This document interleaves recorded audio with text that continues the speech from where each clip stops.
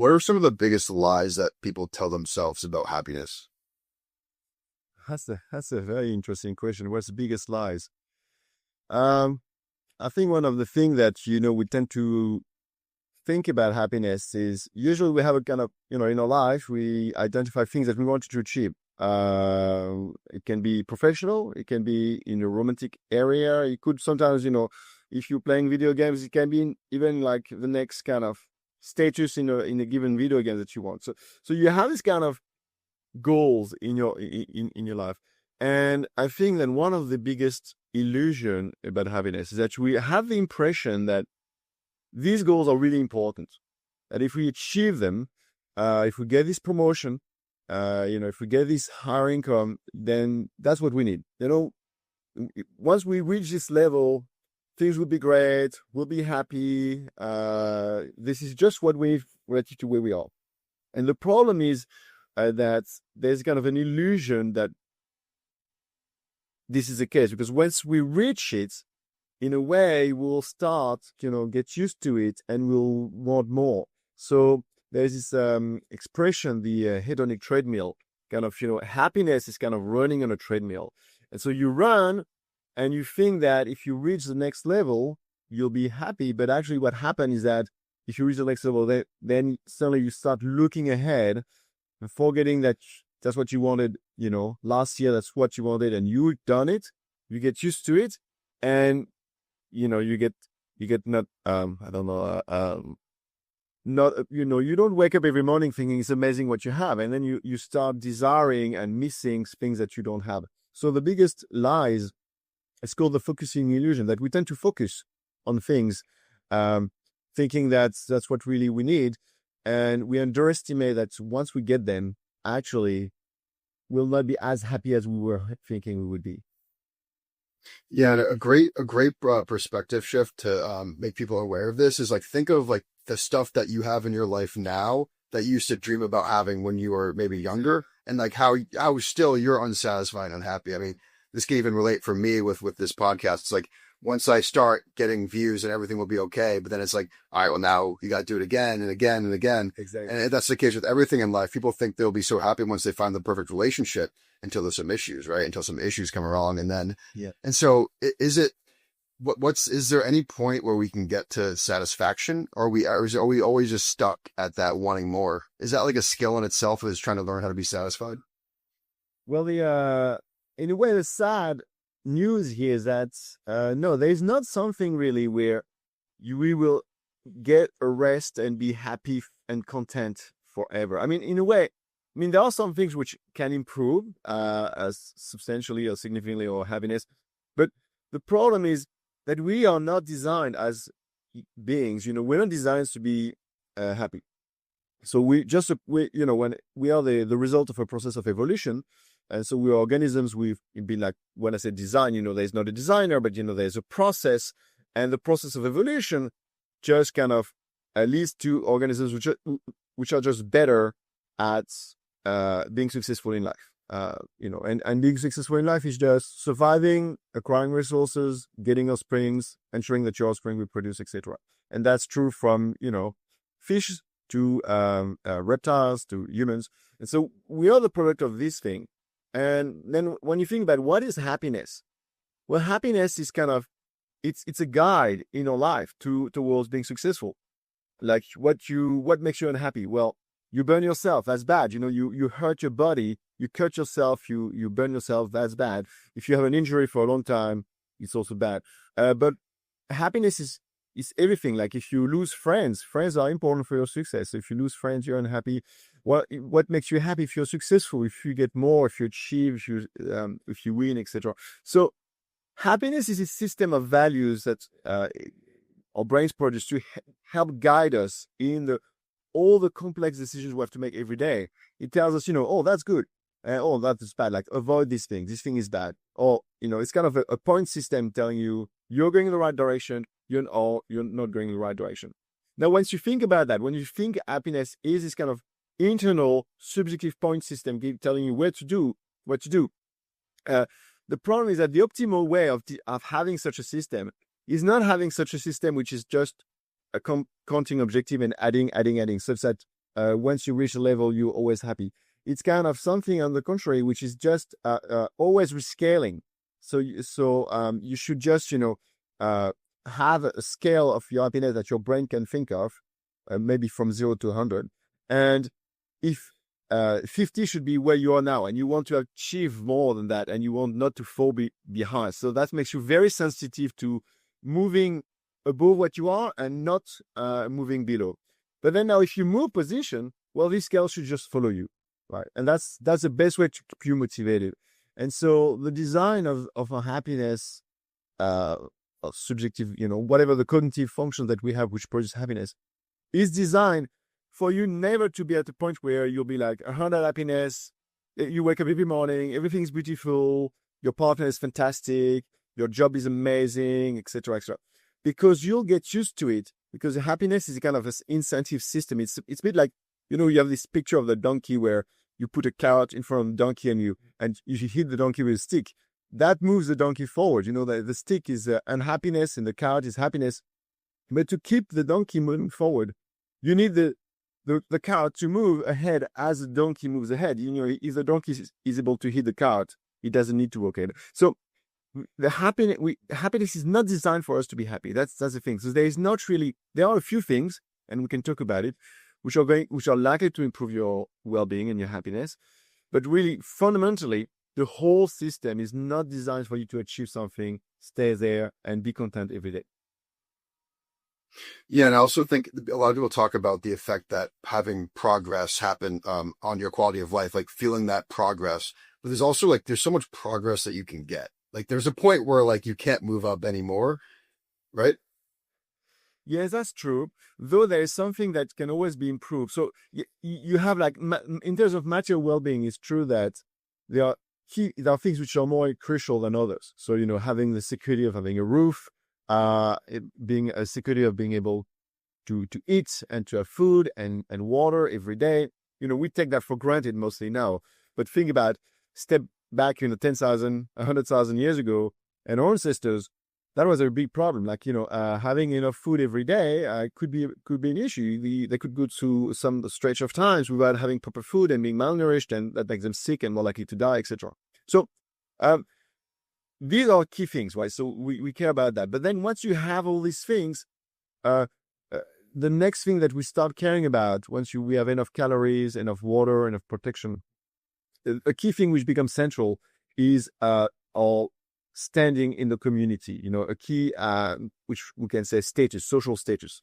And social status is a key variable for success. Like our ancestors would have higher social status, had more likely to make friends, more likely to get good partners, romantic partners, to have offspring, etc., and more likely to have strong alliances to win when there are conflicts. And so status is something we care a lot. And so once we have secured the kind of basic things, we start to care about status. But the problem with status is never ending. You want a bigger house to have because it's more luxurious, you want a bigger car. But you can see that everybody does that. So once you get a bigger car, you get a higher status, and your neighbor gets relatively to a slightly lower status. It's kind of a zero-sum game. And so there's a race here in terms of status, which is never everybody can reach a high status. Everybody can get a roof, everybody can get food and water, etc. But nobody can get high status. There can only be one richer man in the world. It's Elon Musk at the moment.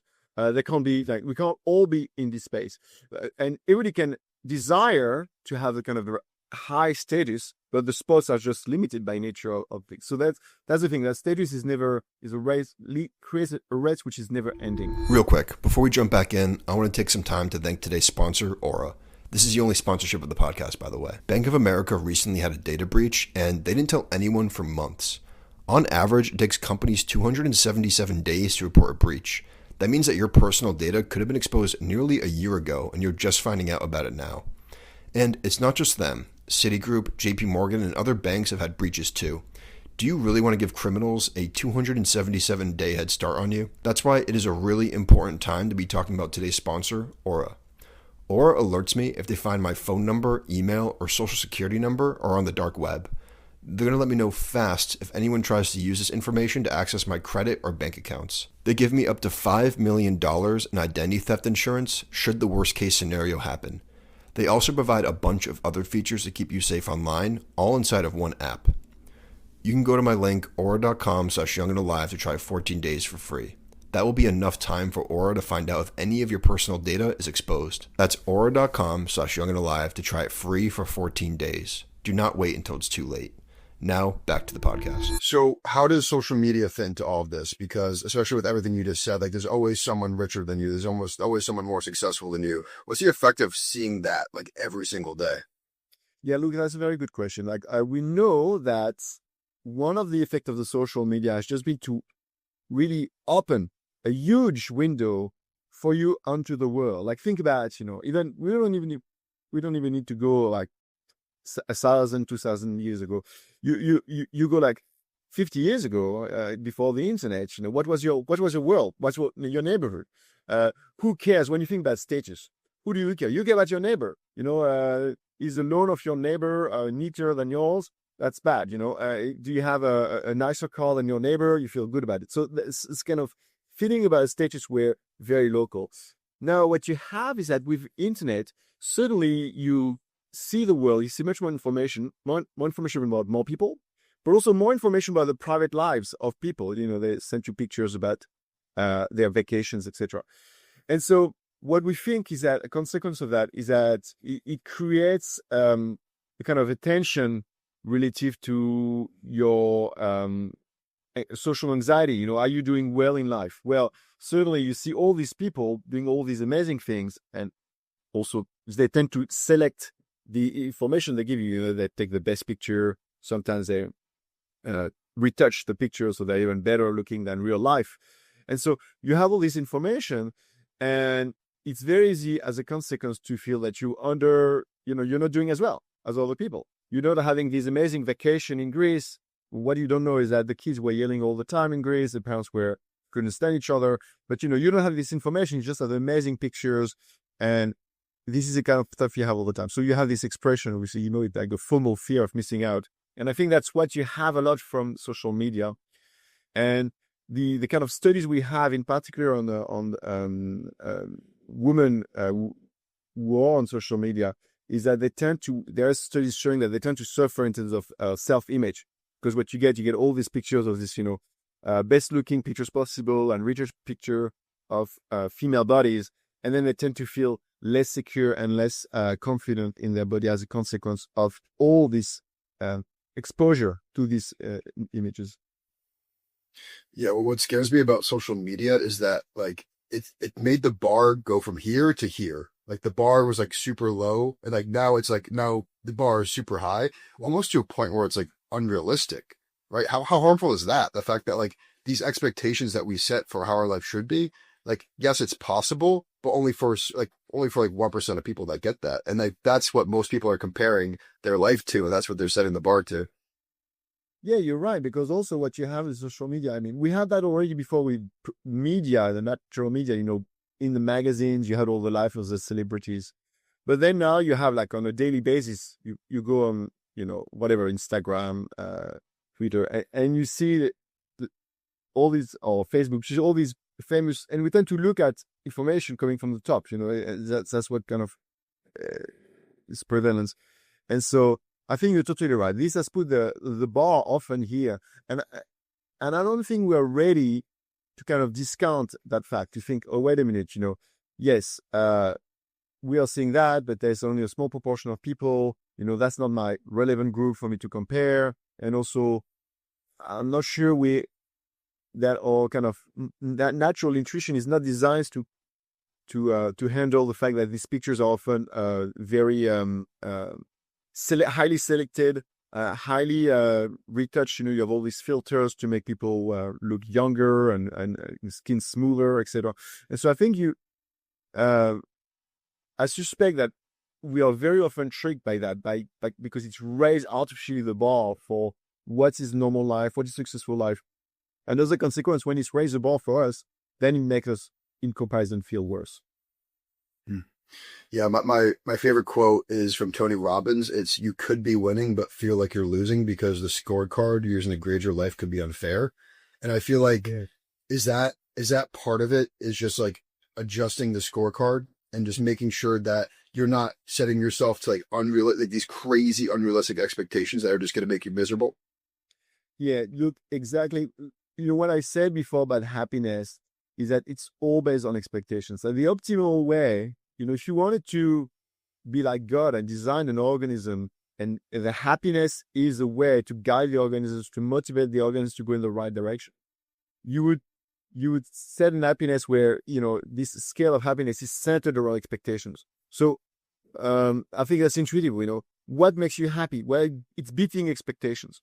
So you go to work in the morning and your manager says, oh, you work very well. I give you a raise. Yeah, it's unexpected. That's great. Yeah, it makes you happy. If on the contrary, it says, well, the business is not going well, there will be redundancies. You might lose your job. Negative shock on your expectations that makes you unhappy. You don't go to your job most often saying, oh, it's amazing.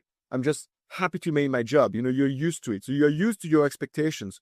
And we get subjective satisfactions for beating positively our expectations, and we get negative satisfactions for going below. So what you said is exactly that. Is that the risk with all this social media, etc., is that it artificially puts our expectations much higher. And as a consequence, in our lives, we are not achieving these high expectations. We're not having the amazing holidays as the people we saw on Facebook. We're not having the beautiful luxury items as we see on Instagram. And as a consequence, we might feel that we're not doing well because we have these high expectations. Yeah, and even to like put it in the basis of like what we do on social media, it's like this is so hard. Like there's such little percentage of people that make it all the way to the top. And so like and that's the case with a lot of things. Like this stuff is hard. Like it's really challenging. Some people just get lucky and some don't. And so like I think your entire identity can't revolve around getting to like the top of the top. Instead, you have to, I think, in my opinion, it's like more focusing on like, well, what do I like to do? Like, what do I like to like, what are my days to look like? Right? No, you're right. So one thing that, when you are, for instance, when you start going on the social media and either on Twitter, you kind of talking about your expertise to get followers, or on YouTube, you put videos to get subscribers. One thing that is easy to miss is that there's something called the friendship paradox. Is that the people that you follow, or your friends, but it's general, so the people that you follow, they have more followers than you. Okay, and so if you're on Twitter, the people you follow have more followers than you. If you're on YouTube, the videos you watch are from people who have more subscribers than you. And why? Well, because there's it's a selection effect. You tend to follow people who by definition tend to have lots of followers. That's one, so you're more likely to be a follower of somebody who has a lot of followers. And as a consequence, if you don't realize that, it's easy to think, why, I'm on Twitter, for instance, and why is it that I've got whatever number of followers, but the people I follow, they have more than me. So, in what looks like your peer group, you look like you're at the bottom. So it's easy to miss that. And it's easy to miss that you have, on this social media, you have like a very long tail of people who can be very, very, very successful with a lot of followers, a lot of views, etc. And then you have a bulk of people, who have barely any views. And so even if you do pretty well, you may be focused on the high achievers, which kind of freak. They may be highly talented. They may be very lucky. Often you need a lot of luck as well. But then you look at them and you don't see the ocean of content which has been produced and that nobody's watching. If you go on YouTube, most of the videos, I think like the median views in a video is something like less than 100. Right. So when you watch Mr. Beast and he has like his millions of views after millions of views, that's just totally unrepresentative. And so if you a lot of people want to be YouTuber. If people says, I want to be YouTuber because you see Mr. Beast, it's like, it's pretty much like saying, oh, my career in life is to make money by playing the lotto. Right? That's not going to happen. That could happen, but that's really, really unlikely.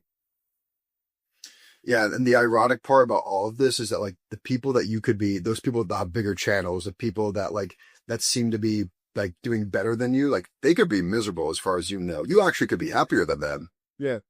Look, you're right, because first, as we said before, it's always, you're always looking up.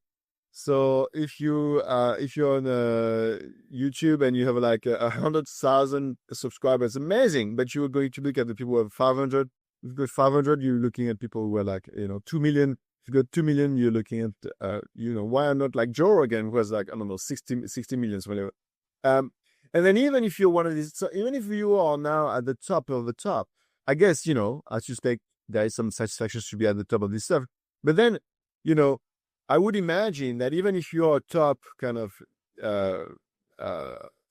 multi-million subscribers on YouTube, whatever, well, you start thinking about other things like, okay, YouTube is great, but, I'm not Warren Buffett. I'm not, Elon Musk, etc. Because the scale of stages is kind of, it continues, so having subscribers, whatever, it's just one part of it.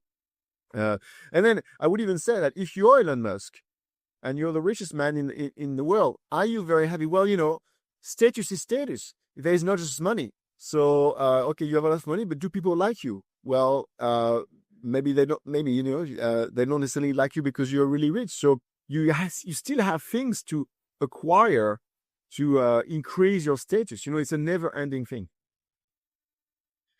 Yeah, and like you can just even look at like celebrities, like how many celebrities aren't happy. And I think it comes down, like I said before, like I think it also really comes down to like what are you doing on a day-to-day basis? Do you like what you do? Like do you like the people you're around? Because because a lot of people I feel like are chasing success just to have this to have that status, when the reality is they might not even want the pressure that comes with it, right?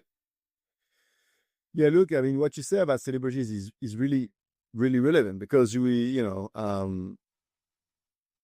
teenagers dream of being rock singers, pop stars, etc. But then look at the pop stars and how many of them commit suicides, have depression, and you think, wait a minute, they are popular, everybody loves them, they have like a huge mansion, in Hollywood, etc. What's wrong? Well, as I say, it's the problem that you get used to what you have. I'm not going to say that they're miserable. That I'm sure they have in many ways better lives than plenty of other people.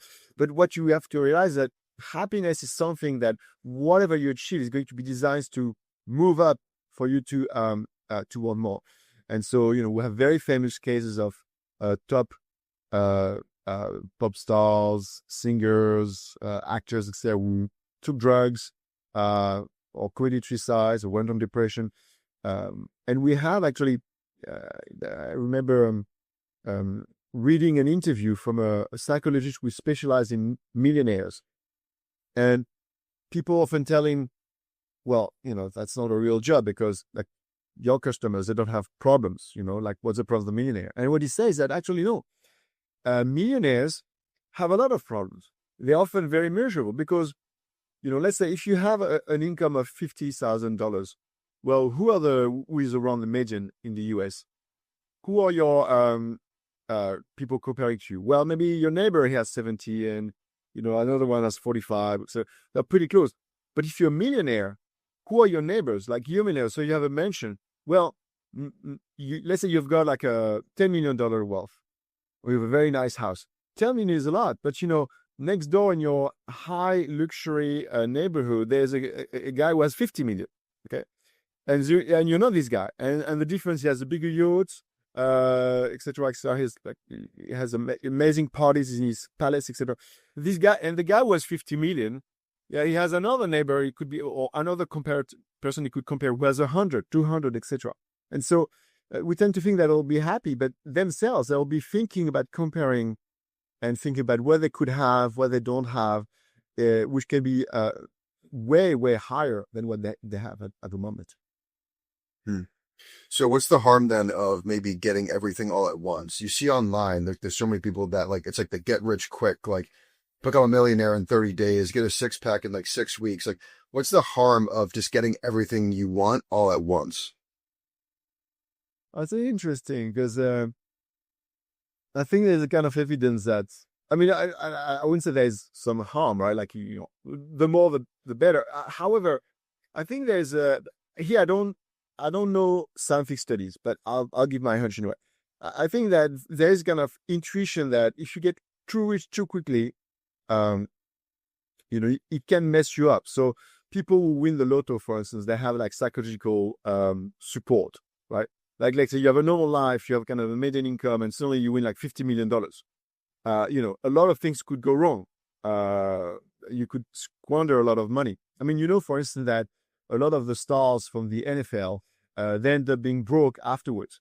So they get millions of dollars playing in the NFL, and then afterwards, you 20 years after when they retirement, whatever, they are broke and full of debts. So what happened? Well, they squandered the money on luxury items which are not durable. They didn't invest. Maybe they went into weird ventures, but restaurants, and the restaurants went under, etc. So I think when you have a lot of money very quickly, a very simple way to explain that is that your happiness scale is designed to help you make decisions well in your environment. So around your current expectations, it tells you, oh, that's good, that's bad.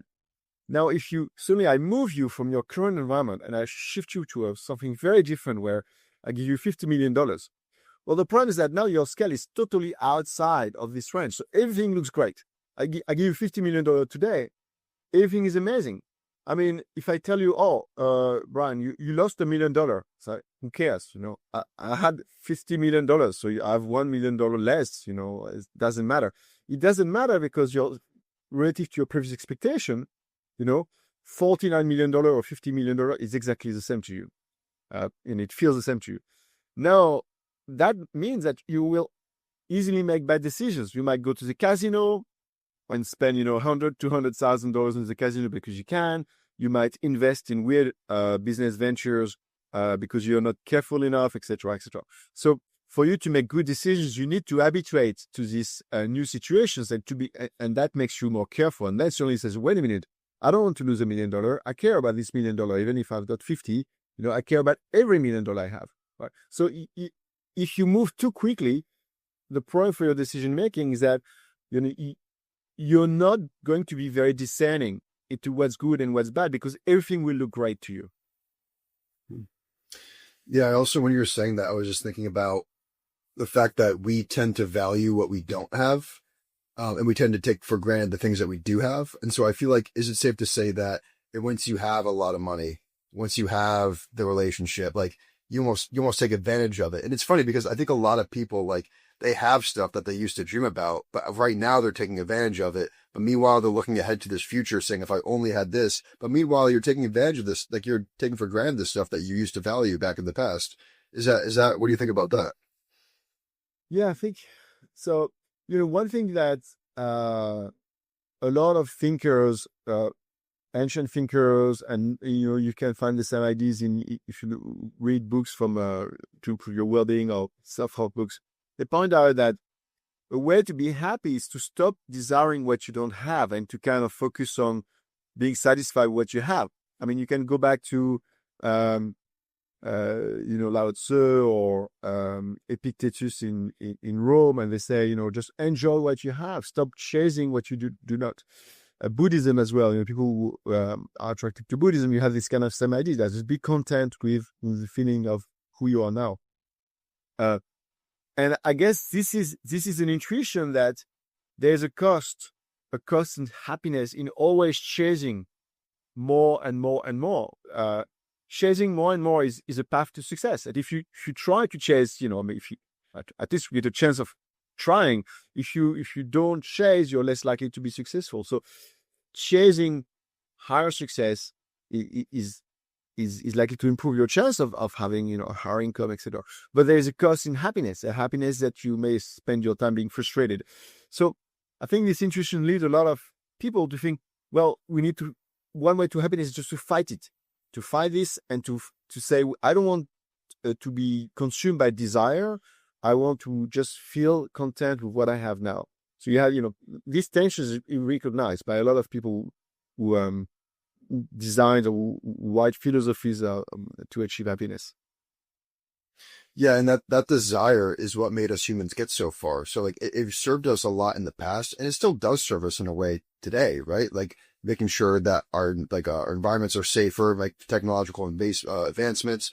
And so, but it gets to a point where that desire to like can get almost it can destroy you a little bit sometimes. Yeah. So I mean, so the optimal happiness system of happiness should not push you too high. Okay. So there's a balance in it. As I say, the system is not designed to make you happy, but it's not designed to make you miserable because there's no point being miserable. So if you have too high expectations that we talked about, like for the social media, if your expectations are artificially high above what you could do, then that's going to make you miserable. And being miserable all the time is not going to help you make good decisions. Like if you spend your time being depressed because you're not Elon Musk, well, you're going to, miss out on the opportunities in your life. So are you going to work hard in your current job to get your promotion? Maybe not, because you're so frustrated that you're not Elon Musk that nothing makes sense. Nothing is worth it in your daily life. So for you to make good decisions, you should not have too high expectations, too high aspirations. You should, you should just have kind of what we call in behavioral economics reference point, which is your aspiration level. It should just be where you at the level that you think you can reach. Okay. So given all your information, so I think I can achieve this promotion. So if you think you can achieve it, then that's going to be your goal. It shouldn't be too high. So you said, like, can we be consumed? I think we can. I think we're not designed to be consumed by frustration or because we have too high expectations. But in some situations, our system of happiness can be like ill-calibrated. So it's the case with social media. And it's the case there is a theory that it's the case with some people have psychological traits which make them overly kind of anxious to have higher aspirations, and that makes them prone to depression. So one theory of a depression is what is depression is that, is that you have too high expectations and that you're not able to put them down. So let's say you're in a job and you think you should be in a good job, in a great job, and your current position, you find it very frustrating, you find not fulfilling, your manager annoys you. Well, there's kind of two solutions. One, you would choose to it. It says, you know what, so be it. Hopefully I can do a bit better, but I can live with it. Or you get frustrated because it's just beneath what you wanted in life. And so if you're not lowering your expectations, you can just be very, very frustrated. And if you don't find a way to get out of your situations because your aspirations are just too high, then, that's one of the pathways to depression, because you feel trapped in your life and you're not achieving what you think you deserve, what you think you would want. So do you think we're overall happier right now as a society than we were, let's say, 100 years ago? Think about to 100 years ago in like the 1920s, like we had a lot of our basic needs met. Not everyone, and even so, like not everyone today has their basic needs met, but we have more of that. We have more people have more of their needs met now, but it seems like we're unhappier. Do you think that's true, or do you think that we're happier now than we used to be? So do you say that you think we're less happy than before? Yes. Do you think we're less happy than like 100 years ago? I'm thinking about like the 1920s. Yeah. No, I don't think we're less happy. I know that, it's easy. You have this kind of pictures from the past, this kind of nostalgic pictures, like life was great, in the 1950s, people were happy. No, I don't think so. There's no reason to think we're less happy now, because if anything, as you said, like material well-being has increased. We have much more access to better health conditions, etc. No, but the evidence suggests that people are not more happy, and because, as I said, the system is not to make you more happy or less happy. It's just to keep you at the same level. You get used to it. So there is something called the Easterlin paradox by economist William Easterlin, and what he did is that he studied the evolution of happiness over time, and what he finds is that as countries get richer, everybody get richer in the country, the happiness doesn't change in the country. So you'd think that growth makes people happy. Well, actually, it even is not the case. And for instance, if you take the Gallup polls in the US about your household, whether they're happy or not, you start from 1945 to 2019, and it's totally flat. Okay, so the people saying they are very happy or very happy, the proportion stays is the same over this kind of 70-year period. Now think about what happened over these 70 years. Well, people got fridge, people got TVs and color TVs, and then they got internet, and then they got good health, and their life expectancy increased, the quality of the food they had access increased, the house they had increased, etc. So you had all this, and people don't say now they're more happy then. Now imagine that you were to tell the Americans that they are going to go back to the life they had in the 1945, they would be miserable, right? So we really don't want to go back. But as our material well-being increase and everybody increase together, so there's no change in status, as we do that, then on average, the happiness we are going to get used to it. So it doesn't change. Yeah, I feel like these days we're wired for short-term gratification. Obviously with like cell phones and just like how quick everything is now. And so what's the role of like being hedonistic in all of this? Like that short-term dopamine hit, that short-term gratification versus being like future focused and like doing stuff that makes your future better, that might hurt now, but in the long term are better. Look, I think you hit here a key question, a key problem of our system of happiness. I said the system of cognitive functions which generate our feelings of happiness, they have been selected by evolution to help us being successful in life. But let's think about it. To be successful in what kind of life? Well, not in the modern life, in the life that our ancestors have been living, and when I say ancestors, like, can go back, we're not the only one having positive or negative subjective well-being. Like if you have a dog, it also has like positive or negative subjective well-being. So you can go back to ancestors even beyond primates, etc. So this system is designed to help us in the kind of natural environment where things like food, water, warmth, security makes you feel good. Now, if you look at our ancestor or even like our Homo sapiens, etc. ancestors, even then, the life that they would have lived is very different from our current life in the modern world. The kind of thing they cared, and in particular, the time horizon they could consider was much shorter. So there was no bank, in the past, like even like 2,000 years ago, there was no bank. There's not something where you can put your money and save your money when you're 20 and get it back as retirement when you're 60. This kind of thing where we have now a time horizon which is incredibly longer than the time horizon that was relevant for our ancestors. Think about our ancestors; they had a time horizon, but they didn't have a fridge, so they need food, for today and tomorrow. And there's a matter of a few days to find food. I think there's a Michael Muthu Krishna, I think is very nice. It's not Michael Muthu Krishna, it's Reed Montag, the cognitive neuroscientist. He has this very nice expression. He says that we are batteries. We're running on batteries, and every day our batteries is depleted, and we need to recharge it. It's easy to forget that because we can get constant recharging from the supermarket every day, but our ancestors had to acquire the food, the hard way. So they had a time horizon for food of a few days. Now, once they start growing things, they might think in terms of 1, 2, 3 years, when they start planning, I need to put the seeds here. And if I do that next year, I will have some grain, and maybe this will be in 2 years and 3 years, I will have grain again. But you can think that the time horizon was most often very short. And now we have situations where we ask our kids when they are like, between 10 and 15 and 18, or even at university, you say, you need to work now. It's painful. You don't have leisure. Why? Well, it's for your career that you will get when you get out of the university at 24, right?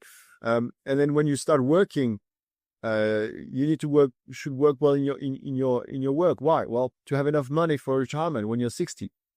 And so you have these incredible far away reward, and to be successful, you need to put the hard work now.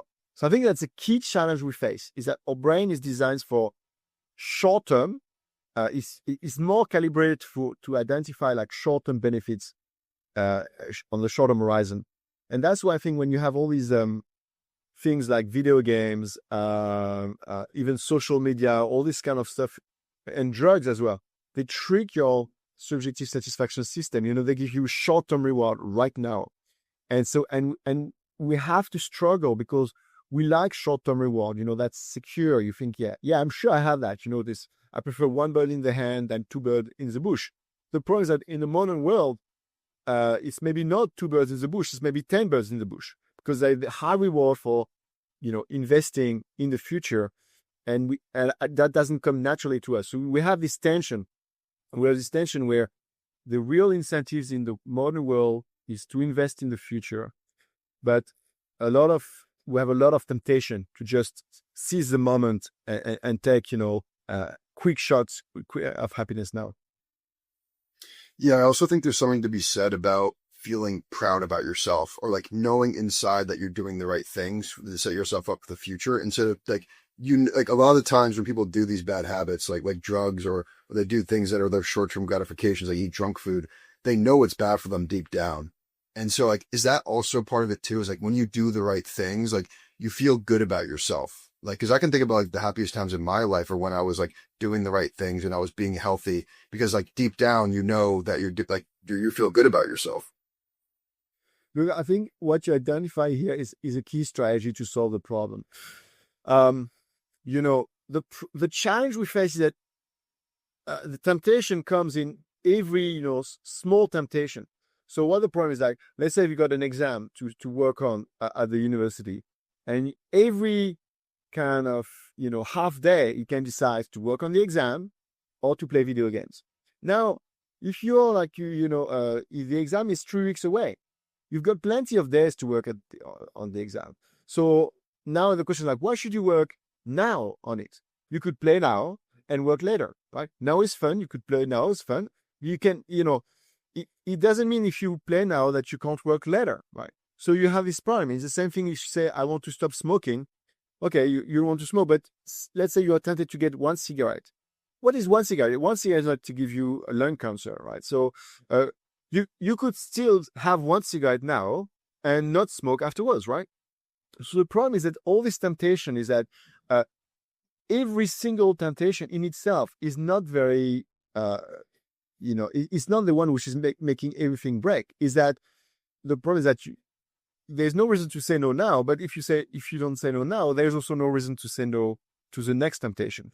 And so I think one of the strategies that we have to handle that is to have, as you suggested, we have a internal reputation. Say, oh, there's this image of who I am. Okay. And this could be, oh, I'm somebody who eats healthy. I'm not eating junk food. Oh, I'm somebody who doesn't smoke. I'm a non-smoker. That's my identity. That's my inner self-image. Or I'm somebody who is rigorous and work hard. That's my self-image. And then now, whenever there's a temptation, this temptation is kind of challenging the self-image. And the thing is to say, oh, if I take a cigarette now, the problem is not just a cigarette, is that I will ruin my self-image. I have this kind of, satisfaction of being a non-smoker, of being committed to not smoking. If I take the cigarette, I'm going to violate that, to harm this kind of self-satisfaction that I've built up. I think that's a way to handle stuff, because to handle the risk that there's no harm in smoking one cigarette, but if there's no harm in smoking this cigarette, there's also no harm in smoking the next one and the next one and the next one. So to put a stop, we've got this kind of self-reputation, and every temptation becomes a test of whether we are who we think we are, a non-smoker, or whether we're failing this. And that helps us being strong and resist temptation. Yeah, I think this is honestly the start of everything, because once you get that like a confidence in yourself, and once you like get that like self-reliance and like self-confidence in yourself, that that you're doing the right things, and that that transfers into everything else in life. It transfers to your relationships, it transfers to your work, when that all is connected to the internal battle really translates to the external happiness that you're looking for, like winning that internal battle. Yeah, I think you're right, because as I say, it comes from the fact that this battle comes from the fact that our happiness system is not designed for the modern world. There would not be such a battle if it was designed for the modern world, because the happiness system it should help us navigate the world. The problem is that the world has changed radically in even in just the last few decades for most people. And so, now our happiness system is not calibrated. So we have to fight. There is this battle. And I think you're right. If you build this self-reputation, could be that, you're somebody who is fit, who goes to the gym, somebody who is healthy, who doesn't smoke and doesn't enjoy food. And if you stick to it, it feels good. And it feels good because you realize that you're achieving something in the long term, right? So I think you're right. What's the role of relationships in all of this? How important are relationships to our overall happiness? Because I think a lot, like compared to someone who has a loving family, who has people surrounding them, a lot of friends, what's the difference between that person and someone who maybe has like a couple friends that like don't even live close to them and then they're lonely like most of the time?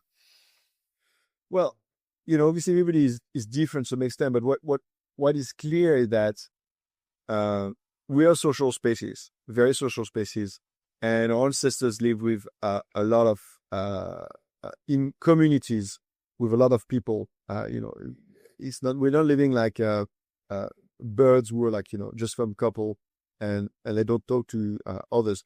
No, we really lived in communities, and so in communities, your relationship do matter.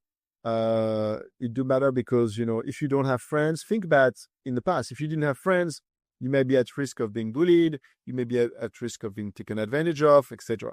So the more friends, the better friends you have, the better it is, and also the higher status you will have in your community. So we do care. Friendship does matter a lot. Having networks of supporting friends, and also friends also provide a kind of insurance. If you have a problem, they can help you. You need to move house, they can help you move the furniture. You're sick, they can help cover for you, etc. So all system of subjective satisfaction is naturally designed to kind of pick up that. So that's why social relations are so important for happiness. And you can remember, if you step back in your shoes, or when we were like in high school, like teenagers are highly sensitive to how they are perceived by others, who's their friends, who talk behind their back, etc. Because like this is a small community, and we really care about that. And the kind of politics that you have in high school, you find the same kind of thing in the workplace. You can have a lot of tension in workplace because you feel that people don't like you, you feel you're not supported, etc. So we do social ties and friendships, etc. are very, very important for happiness.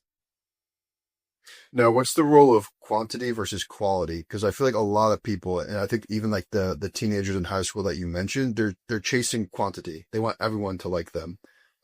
So how important? Because I feel like everyone can. It's that famous saying, like you can be in a room full of people but feel alone. Right. Like I say, I guess there's different ways of thinking of quality. Quality, how strong is one tie to another person, and also how good, quote unquote, good or is this person. So the first thing is that, let's say, even if people were relatively the same, you can have either very strong ties with people or very weak ties. And here I think that there's an interesting gender difference here between men and women, is that men tend to have larger networks with weaker ties. Typical kind of male friendship interactions, that you've got friends and you feel secure they're your friends.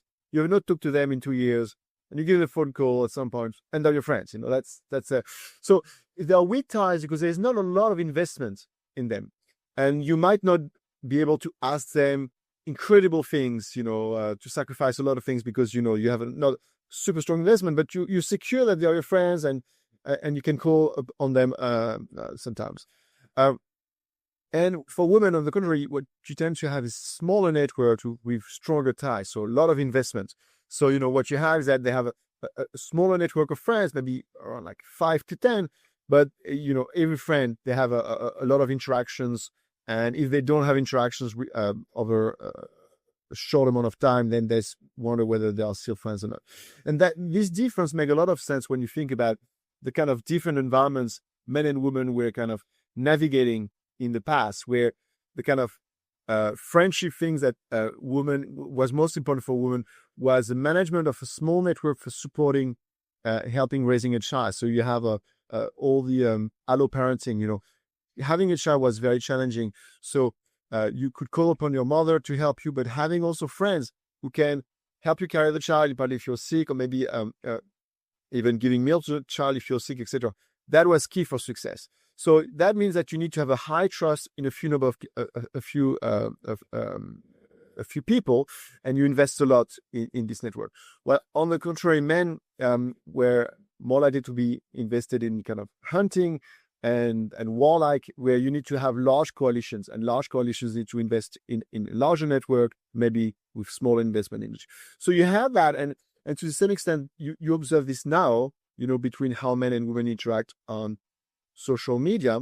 So we care for different types of qualities. That's one part of the answer. And then the other thing you talked about quality is whether your friends or your contacts are high in prestige or not. So you might prefer to be the best friend of Elon Musk because he's super rich, than to have like 100 friends who just, I don't know, your usual poker player friend.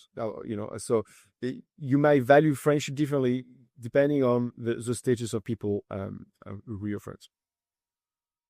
So this is fascinating. So what I'm hearing if I'm hearing this correctly, men value the numbers because that served us a lot in the past. And then women value more the quality because like that's like the nurturing environment, that's the support that they need. Yeah, I mean, it's relative. It's kind of it's relatively to women. Both value both. Yeah. Yeah, exactly. Both value both, but you can see that you end up with a situation where men value a bit more the number, and women value a bit more the quality. Yeah. Wow. What's the role of like a romantic relationship in all of this? How important is that to your happiness? Well, I mean, obviously, and here that has not changed, in the modern life or in the past life, is that to be successful from an evolutionary point of view, the definition of evolutionary success is and when I say success, I don't have any I don't put any judgment. I don't say it's good to be successful, whatever. It's just saying that evolution just select organisms who tend to have offsprings, and so to have offsprings, you need to have a romantic partner. So you could say that you don't need to have the same romantic partner all the time, but in our species, human species, we are mostly pair bonded. So most kids happen between men and women who stay together for a long time because it looks like it's the best way in our ancestral times, and I guess now as well, but it was the best way to secure the health and survival of kids. Human kids are born in a way very premature. If you're a baby giraffe, once you're born, you can run, and you should run, because if you don't run, you're going to be eaten. But think of a human baby. A human baby is unable to do anything for at least 2-3 years, right? Not walking, etc. And in that sense, it's born premature, and it needs a lot of investment. And a woman on her own, would have lower chance of success than if she has no support. So we have a lot of paternal investment in raising kids in humans compared to even our closest ape relatives. If you look at chimpanzees, male chimpanzees do not invest anything pretty much in raising the kids, right? So that's very different. So we have this difference, and we have to invest more. So which means that I think that we care about not only having short-term romantic affairs that can be that's only can contribute to success, but we care about long-term relationships. And so everything when you can increase your chance of securing a long-term relationship with somebody who you think is a good partner, that is one of the major elements of long-term satisfaction.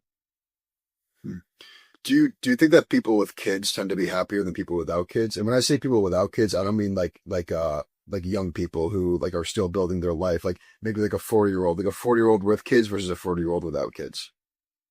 Yeah, look, the I've seen in terms of data, I've seen like uh, data going either way, saying that sometimes people with kids are less happy and people with kids are more happy.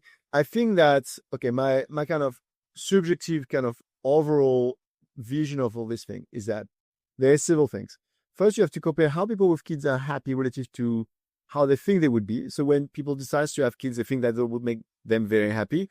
But remember that happiness is designed when you're designed to kind of overestimate how happy you will be.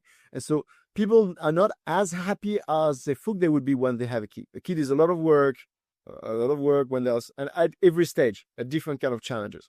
Okay. So often people are frustrated when they have kids because, it's not what they think it would be. They have this picture of all these beautiful moments with their children and happiness. And, is are not as happy as they think they would be. But on the other hand, there's evidence that people without kids, and in particular women, I think, tend to be a bit less happy. And I think the one challenge here you have is you can potentially that you have a evolution across time.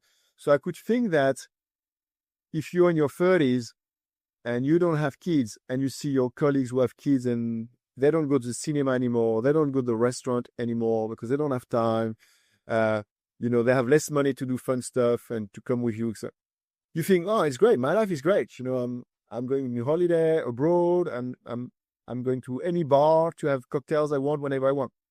So it feels good. But the problem is that you kind of biological clock is ticking. And then when you reach another edge, you can start thinking, something tells you, well, something is missing. And you were not expecting that. But, something says, well, you need to have kids and you don't have it. So you often see these people regretting. And they didn't expect they would regret other things. So we don't anticipate how we'll feel later. And so you feel great in your 30s, you don't have kids, but there is a risk that you might change your mind. And if you change your mind, it might be a bit too late eventually. So to close it out, what do you think is the biggest misconception that young people have about being an adult? The biggest misconception about, so now you ask me a question, I've been an adult for a long time now, so I have to put myself back into it. The shoes. I think there's plenty of misconceptions. I'm not sure I can tell you the biggest misconception. But I think that everybody has challenges. You all have challenges because life is challenging and because our system of satisfaction is designed for us to feel challenges, to feel that we don't have what we want.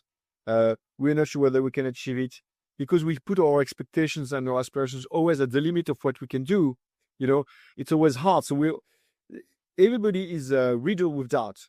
I'm not sure I should say everybody. Some people, there are individual variations, but we are designed to be riddled with doubt because we set our mind on tasks which are challenging. And because they are challenging, we can't be sure to be achieving them, because if we are sure to be achieving them, then we will set our mind to something higher.